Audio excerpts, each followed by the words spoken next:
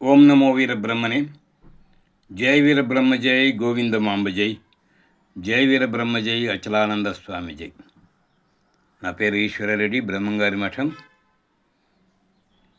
జగద్గురు శ్రీమద్ విరాట్ పోతులూరు వీరబ్రహ్మేంద్ర స్వాముల వారి రచనలలోని కాలజ్ఞానము, కాళికాంబ సప్తశతి మున్నగు విషయాలే కాక స్వామివారి చరిత్రలోని అనేక ఘట్టాలను, మహిమలను అప్పుడప్పుడు వివరిస్తుంటాం. అలాగే శ్రీ అచలానందాశ్రమ పీఠాధిపతులు శ్రీ విరజానంద స్వాముల వారి ఉపన్యాసాలు, కార్యక్రమాలు కూడా మా విరాట్ VBS ఛానల్ ద్వారా ప్రసారం చేస్తున్నాం. ఈరోజు పోతన భాగవతంలోని కొన్ని విషయాలు తెలుసుకుందాం. పరీక్షిత్ మహారాజు రాజ్యపాలనలో కలి ప్రవేశానికి అవకాశం లేకుండా అతనిని ఓడించి పాపాత్ముడైన కలి రూపములన్నీ నిశ్చయించాడు.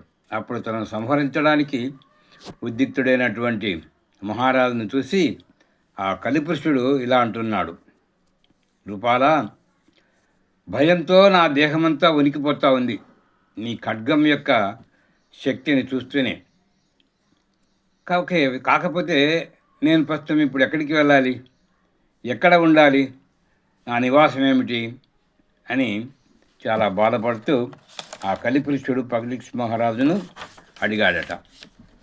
అప్పుడు ఆయన చెప్పాడు, సరే రాజేంద్ర, ఎక్కడికి వెళ్ళాలన్నా ఈ భూలోకంలో సర్వత్రా నీవే కనిపిస్తున్నావు. ధనుర్ధుడైన నీ రూపమే నా ఆలోచనకు గోచరిస్తూ ఉంది. కాబట్టి ఎక్కడ తాళదచ్చుకోవాలి నేను అని అడిగితే ఆ పరీక్షిత్ మహారాజు కలిపురుషుని ప్రార్థన ఆలకించి చెప్పాడంట: జూరము, మద్యపానము, స్త్రీలు, ప్రాణివధ అనే 4 స్థానాలలో నీవు ఉండవచ్చు అని చెప్పని అనుగ్రహించాడు.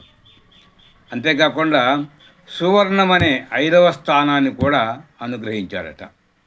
వాటితో పాటుగా ఇంకా అత్యంతగా హింస, వైరం అనే 5 స్థానాలు కూడా కలిసి నివసించే ప్రవేశాలు అయినాయి. అందువల్ల అసత్యము, గర్వము, కామం, హింస, వైరం వీటితో మొత్తం కలిపి 10 స్థానాలు ఈ కలిపురుషుడు నివసించేందుకు ఆయన అనుమతించాడట. అలా ఈ స్థానాలు తప్ప ఇతర స్థలాలు ఎక్కడ కూడా ఈ కలిపురుషుడు ఉండకూడదని చెప్పని కట్టడి చేశాడు. సరే, కాబట్టి ఇలా ఆ కలిపురుషుని కట్టడి చేసి పోగొట్టుకున్న తపస్సు, శౌచం, దయ అనేటువంటి 3 పాదాలు వృషభమూర్తి అయిన ధర్మదేవతకు అర్పించి భూదేవికి అపారమైనటువంటి ఆనందాన్ని కలిగించాడట. ఈ పరీక్షిత్ మహారాజు ఒకరోజు తన సైన్యంతో లేదా సేవకులతో కలిసి అడవికి వేటకు వెళ్ళాడు. ఆ అడవిలో అనేక మృగాలు, పక్షులు లేదా పెద్ద పెద్ద క్రూర మృగాలన్నింటినీ వేటాడాడు. వేటాడి చివరికి అలసిపోయాడు. చాలా దాహం వేసింది ఆయనకు. ఎక్కడైనా సమీపంలో సరస్సు ఉందేమో దాన్ని దప్పిక తీర్చుకుందామని చెప్పని అక్కడ ఇక్కడ వెతికాడు. వెతికితే అక్కడ సమీపంలో ఒక ముని ఆశ్రమం కనిపించింది. ఆ ముని ఆశ్రమము శమూక్యుడు అనేటువంటి ఋషి అన్నమాట, తపస్సు చేసుకుంటున్నాడు. ఆయన మృగాల వెంబడిబడి తరుముతూ పరుగులెత్తడం మూలాన ఆకలి దప్పుల వల్ల అలసిపోయాడు రాజు.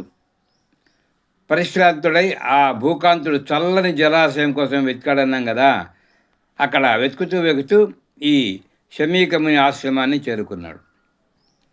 అక్కడ వెళ్తే ఆయన ఏమో ముని మౌనంగా తపస్సు చేసుకుంటున్నాడు.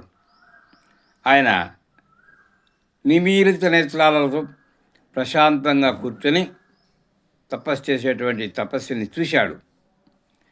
ఆయనకు పొడుగాటి గడ్డం ఉంది, జింక చర్మం ధరించి ఉన్నాడు.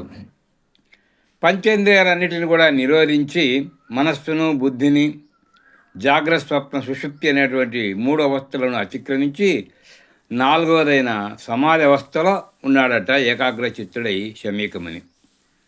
అలాంటి పరిస్థితులలో ఆ మునిని సమీపించి దాహం కాస్త మంచినీళ్ళు ఇప్పించండి అని చెప్పని వేడుకున్నాడు ఈ పరీక్షిత్ మహారాజు. అయితే తపస్సులో ఉన్నాడు కాబట్టి ఈ రాజుగారి మాటలు ఆయన వినిపించుకోలేదు, వినటానికి వీలు పడలా. సరే, ముని మాట్లాడలా, ఆయన తపస్సులో ఆయన ఉన్నాడు. లోక పరమేశ్వర చింతా పరతంత్రుడై ఉన్నాడన్న మహారాజు తెలుసుకోలేకపోయాడు పాపం. ఆయన కేవలం ఊరక ఏదో తపస్సు కదా, పిలిస్తే పలుకుతాడు కదా అనుకుంటే ఏమాత్రం ప్రయోజనం లేదు. ఇంకా దాహంతో నోరెండి దేహమంతా వణుకుతున్నా కూడా వచ్చి అడిగిన దానికి అతిథికి చల్లని నీరు తెచ్చి ఇవ్వటం ఎటువంటి వారికైనా కూడా అవశ్య కర్తవ్యం కదా. మరి ఈయన నా దప్పికను తీర్చడేమి, అడిగితే పలకడేమి అని ఆయనకు కోపం వచ్చేసింది పరీక్షిత్ మహారాజుకు. లోపల ఉడికిపోయాడు. అసలే వేటాడి గొంతు ఎండిపోయి శరీరం అంతా అలసి ఉంటే ఇక కోపం వచ్చి కుమిలిపోతున్న రాజు కోపాన్ని ఆపుకోలేక అవమానంగా భావించాడు ఆ ముని పలకకపోవడంతో. ఆ తర్వాత ఏం చేశాడు, అక్కడ ఆశ్రమం చుట్టూ చూస్తే ఒక పాము చచ్చిపడి ఉన్నది. ఆ బాణంతో ఆ మొనతో ఆ పామును తీసుకువచ్చి పలకకుండా తపస్సులో కూర్చున్నటువంటి ఆ ముని మెడలో వేసి వెళ్ళిపోయాడు. భూపాలుడు ఆపుకోలేని కోపంతో ఈ మృత సర్పాన్ని వేశాడు. ఇంకా మరొక చోటికి దప్పిక చోటికి వెళ్ళాడు. అయితే భటులు, ఏనుగులు, రథాలు, చతురంగ సైన్యానికి ఎక్కడ ఉండడం కోసం వెతికి ఆలోచించకుండా ఈ జనకుని కంఠంలో సర్పాన్ని తగిలించి పోయాడయ్యా అని చెప్పారన్నమాట ఆయన కుమారుడికి వస్తూనే. కుమారుడు వచ్చి ఆశ్రమానికి చూస్తే తండ్రి మెడలో పాము వేలాడుతుంది. అప్పుడు ఎవరో భటులు చెప్పారు. ఈ మాటలు విని ముని కుమారులతో ఆటలాడుతున్న శృంగి కొమ్ములు తిరిగిన క్రోధరసంతో హుంకరించి రోషావేశంతో అదిరిపడుతూ ఇలా అన్నాడు, ఈ రాజులు అనేవాళ్ళు చాలా అహంకార పురుషులు, ఎవరిని ఏ విధంగా విచారించాలో తెలియదు. ద్వారాల వద్ద కాచుకొని ఉండే సారమేయాల వంటి వారు ఈ అభాస క్షత్రియులు భూసులోత్తములు తమ గృహరక్షకులుగా ఎలా నియమించారు అనుకుంటూ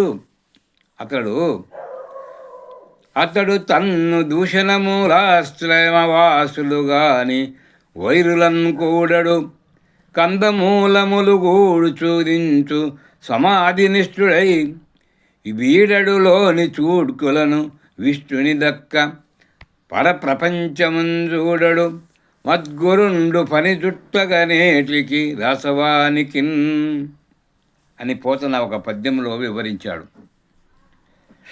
మా తండ్రి తనను తూలనడలేదే, అనవసరంగా మాట్లాడలేదే, ఆశ్రమవాసులతో కానీ తమ శత్రురాజులతో ఏమీ ఈయన కూడలేదే, అడవిలో కందమూలాలు భుజిస్తూ అచంచల మనస్కుడై తపస్సమాధిలో ఉన్నటువంటి మా తండ్రి తన ఇష్ట దైవాన్ని తప్ప ఇతర ప్రపంచాన్ని చూడకుండా తపోనిష్ఠలో ఉన్న ఆయన మీద ఈ రాజు చచ్చిపోయిన పామును మెడల వేస్తాడా అని బాగా కోపం వచ్చేసింది.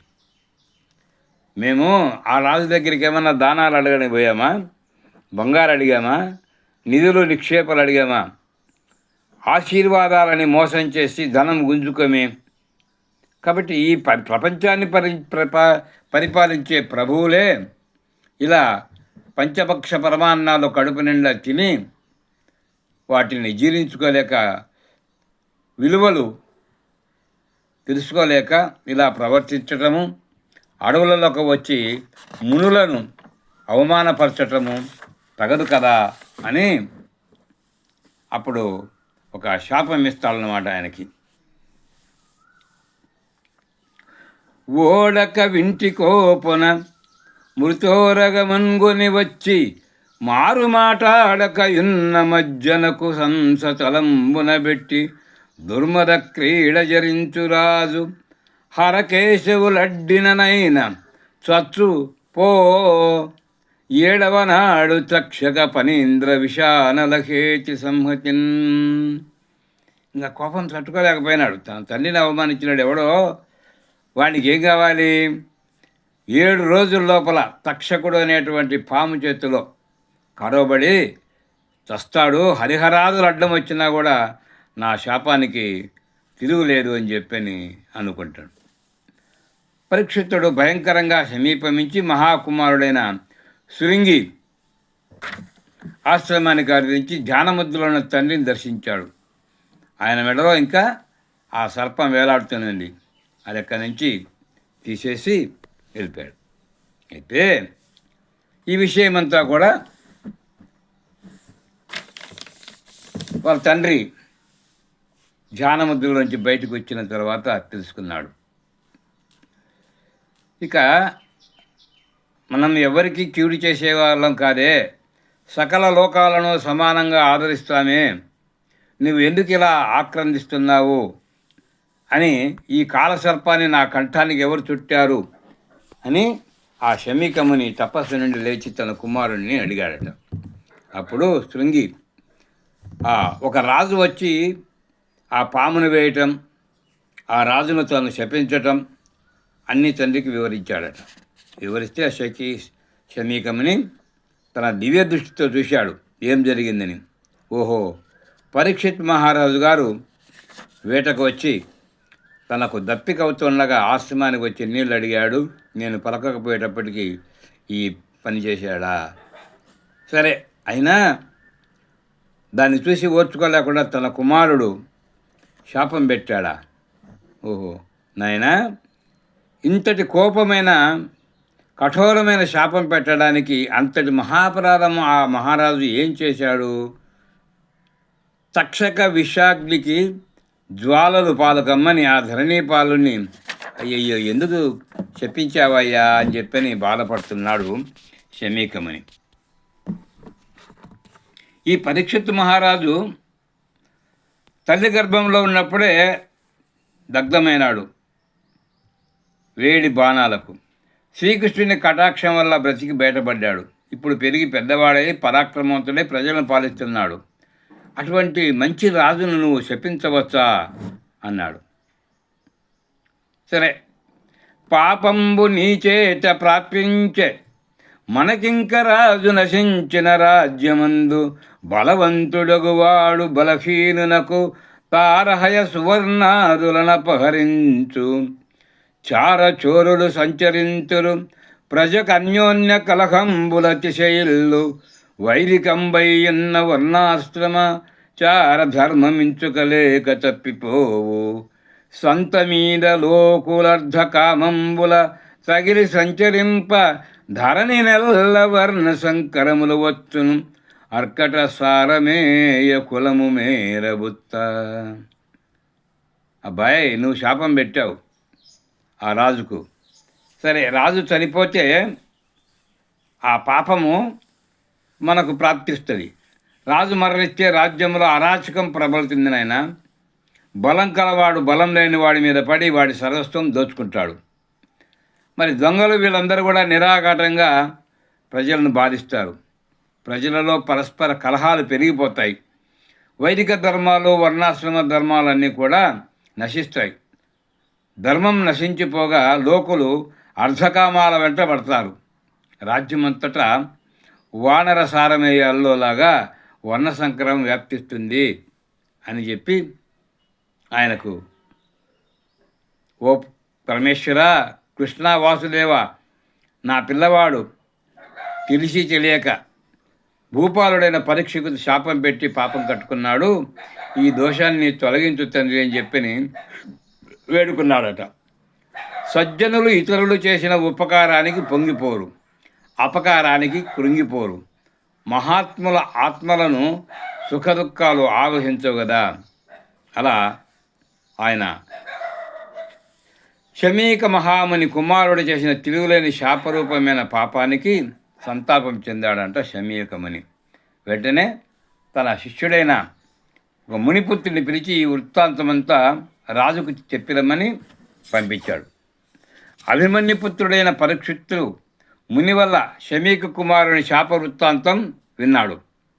కామక్రోధాది సంసార విషయాలలో మునిగి చేరుతున్న తనకు తక్షకుని విషాగ్ని కీల జ్వాల వైరాగ్యానికి మూలమవుతుందని విచారిస్తూ హస్తినాపురానికి చేరి ఏకాంతంగా తనలో ఇలా బాధపడుతూ ఉన్నాడనమాట. ఆ తదుపరి కథ తర్వాత తెలుసుకుందాం. అందువల్లనే ఈయన 7 రోజుల లోపల తక్షకుడు తనను కాటు వేస్తాడని తెలుసుకున్న తర్వాత బాధపడుతూ మంత్రులతో తన స్నేహితులతో సమాలోచించి ఒక కార్యక్రమానికి మొదలు పెడతాడు. తర్వాత తెలుసుకుందాం మిగతా కార్యక్రమం.